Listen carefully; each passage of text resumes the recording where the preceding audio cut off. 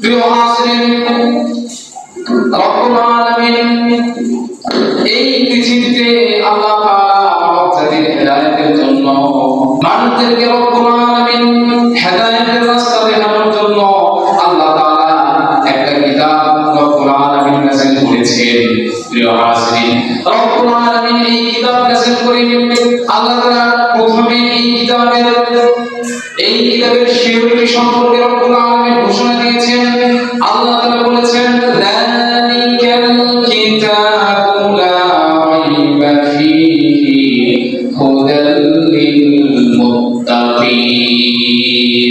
আল্লাহ তাআলা বলেন, যালিকাল কিতাবু লা রাইবা ফীহি, এই কিতাবের মধ্যে কোনো সন্দেহ নাই, কোনো সংশয় নাই। হুদাল লিল মুত্তাকিন, এই কিতাবটি মুত্তাকিনদেরকে পথ দেখাবে। আসুন আমরা এই কিতাব থেকে আমরা জ্ঞানগুলো আমরা আলোচনা শুনি, এখান থেকে শিক্ষা গ্রহণ করি, এই শিক্ষা অনুযায়ী আমাদের জীবন আমরা পরিচালনা করি।